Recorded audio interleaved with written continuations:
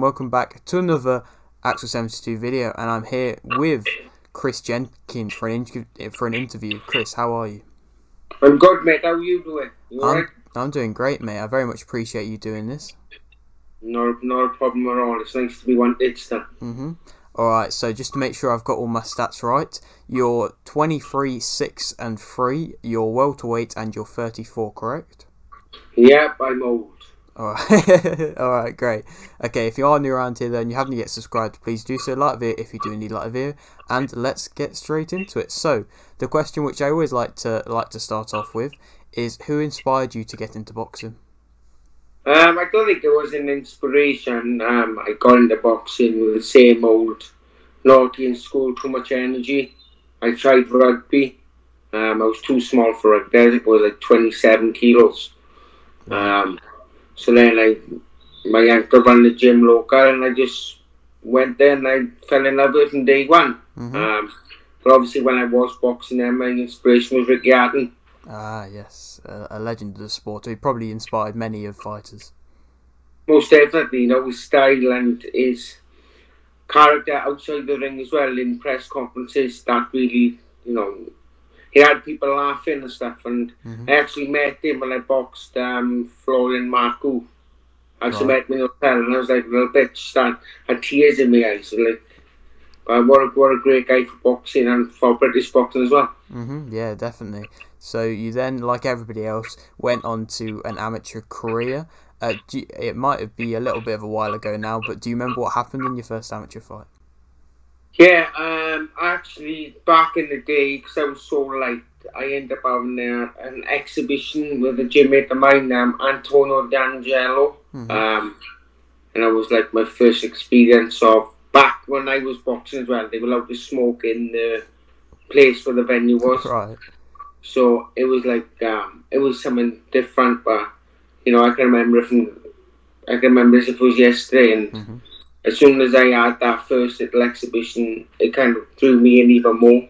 And I just wanted to not go to school and not do nothing, just go training.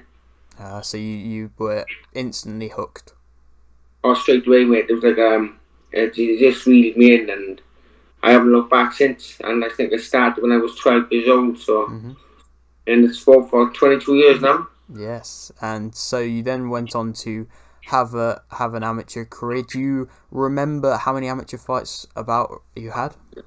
I don't know, around about 60 amateurs, but because there was two federations back when I was starting off. There's an ABA federation and an ABF federation, and we were part of the ABF, and because there weren't many clubs affiliated to it, I was actually having a lot more exhibitions at that time than I was having fights. So I think I had 60 amateur fights and about 60 exhibitions.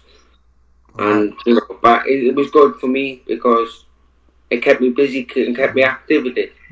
Yes, definitely. So what would you say is your biggest achievement from the amateur time? Quite possibly at the age of 17, I won the Welsh title, and then I was picked in to go to the Commonwealth Games in Australia. I did win I lost the first fight against the gold medalist from Manchester, the one before. But at 17 years old, going halfway around the world, never been outside of Wales, let alone another side of the world. And, you know, it was an experience that lasted with me. And then, obviously, 4 years later, I went to Delhi in India. So, yeah, but I've been about, but it's probably making the Commonwealth Games stage of 17 is the highlight of my career as an amateur. Yeah, definitely. So, why did you turn pro when you did? I was losing a little bit too much than I thought I should have with the scoring system. That I wouldn't even get punched, and I like getting in and throwing body shots, you know, and turning into a fight. And then I was losing fights, and I lost against Luke Campbell, believe it or not, in the Three Nations competition. He stopped me in the second round, and I was like, he didn't punch me, but looking back at it, he was only touching me, but it was a scoring shot. So then I just said, you know what, I'm 24 now, or whatever I was. It's time to turn over. So, you know, I think I did it at the right time. I developed a little bit into a man, and I done enough in the amateurs. You know, I was training hard. and not get no financial gain out of it. Yeah, so you then went on a pretty impressive run, to be fair to you, and I was kind of wondering, what would you say was your best ever performance in the pros? Which fight would you say you performed your best? Obviously, I went for the British title on 2 occasions against Tyrone Nurse. 1 draw, 1 loss. Which, in hindsight, I'm quite grateful that happened to me, that I did lose, because I switched gyms and I joined Gary Lockett's stable. And then we had a fight or two, and all of a sudden then I got to box Johnny Garton, who was a beast at the time, and winning the British title in the 3rd time of asking, and not just winning it, but it was a clear landslide. And me and Johnny still speak to each other to this day. Al Smith, his coach, they're all lovely people, and one had to win, and I won that night, and that's probably the highlight of my pro game at the moment. Okay, and so you then mentioned the fact of you having the defeat. How tough is it to bounce back from defeats? Well, I've had a few defeats and a few decisions not go my way where I thought I'd won, but at the end of the day, I've got 3 young boys. I've got twins, and I've got a little 4-year-old, and I just try to be a role model to them, where when they get knocked down, they get back up on the horse and just keep working. The more work you put in, sometimes you can have setbacks in life. That's my mentality as well. Yeah, that's a good mentality. I'm sure you are a real inspiration to your kids. Yeah, well, my 4-year-old tries punching me all the time, but when he seen me on TV when I boxed last time, he was upset that I didn't get the win. But it's boxing, and I'm not going to give up. I'm 34, but I haven't had a rough ride in the sport. I've had a few head clashes, a few cuts, but no, I haven't been stopped as much. Bad knockouts. No, yeah, definitely. So, do you have a possible date of when you might be fighting next? Well, in the last fight, I perfected my both years. My right one in the 1st round and my left one in the 3rd, I think it was. Might be the other way around. So I'm out now for another 2 weeks. Won't get checked by a doctor to see if they've all healed. Get back in the gym. And then just see what I get offered, Yeah, definitely. Obviously, I'm in the tail end of my career, the final chapter, you could say. So I want to earn the money now, not get paid peanuts, because to be honest, there's no point me going in to fight any Tom, Dick and Harry for a couple of quid, where I believe that I deserve a good payday for when I do fight, because I entertain the crowd and I always give my all. Yeah, definitely, and I respect that. Of like, some people won't go for the harder fights, but you've always gone for them tougher fights. Well, yeah, when I was in the Who Needs Me club, as you could say, I was taking fights like the Key Menace Brown at 2 weeks' notice. I took a few fights to save a show for people out in Ireland when I boxed Paul Sutcliffe Jr. That was at 3 weeks' notice. So when I was defending my British title in Commonwealth against Echo Westman, I had 3 weeks' notice for that. So I don't care for the notice. I just work my ass off in camp with I got a great coach in Gary Lockett. What he done when he was a professional is something I'd always dreamed about doing. So, I like to do it the hard way, but sometimes you like to rub the green. Yeah, so obviously you said that you're out for a couple more weeks, but is there a possible dream fight that you'd like to have? Anybody in particular? I wouldn't mind the rematch against Tyrone McCann in my last fight, but I personally can't see that happening. So just anyone, really, whoever's willing to pay me the most. You're right, okay, yeah, that's fair. So I got to earn the money. I got a young family, like I said earlier. And if I can't work, because I'm self-employed, if I got to hit the gym, I got to be having a financial gain at the end of it. Yeah, definitely. So obviously you said you're at the further end of your career now. How much longer roundabouts do you think you might be fighting for? Well, my medicals are all due up, I think it's February or March of next year. So we're going to see if I can get possibly 1 or 2 fights for the years out, and possibly get 1 or 2 fights before, 1 fight before my medical's up. I'll have a sit down with the wife. Obviously, sit on my coach Guy Lockett, and we assess what the options are, and if it works out, it's best for me to walk away the sport with what I've done.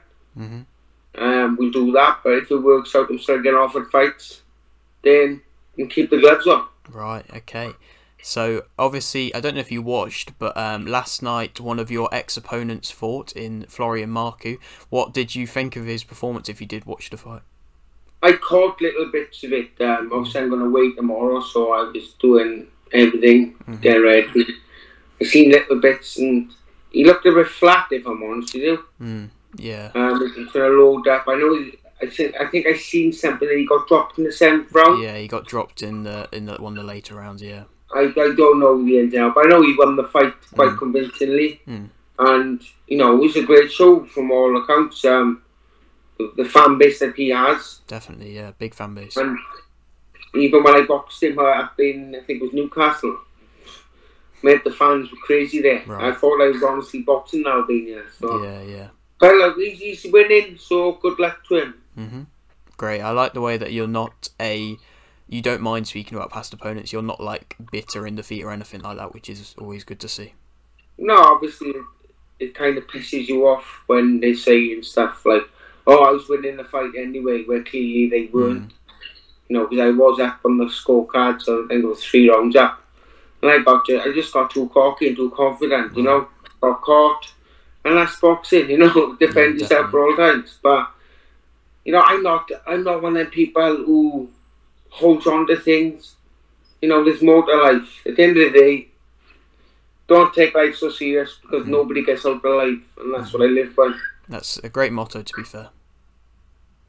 Man, there's so much crap going on in the world to worry. And not only that, I've got a family as well, so I don't want to be depressed because I've lost and that. Obviously, I was a bit upset, but you know, I brought these boys into the world, and they're not here on the world today to have a shit dad, and I want to be a good dad. That's very inspirational, my friend. We do correct. Yes, and I'll leave it with this last question, which I always like to ask. You've got a little bit of a platform here. Would you like to shout anything out? Well, just a quick one. I'm actually going to Spain tomorrow to a place in Alicante somewhere. I don't know where it is, and it's a region in Alicante called Jalon. Right. I'm actually out there tomorrow now to see a good friend of mine who I've met through another good friend who's got a boxing gym out there. I'm going out there as like a little guest or something, and take some classes, and you know, just I'm going to enjoy over there. But main thing, big shout out to my wife, because she see me in some states. Not so much making the weight after fights, because obviously my coach Guy Lockett, and all the fans and all the sponsors. You know what I mean? What people don't understand, they think that we're in that ring and we're earning money like Anthony Joshua does or EG does. Yeah. But in reality, we're not earning 1% where what they are earning. So, you know, thank you for everyone who's bought tickets, and, you know, we'll have a good end of my, hopefully, say 6, 7 months, 8 months. Yeah. Hopefully I'll get a good few wins, no?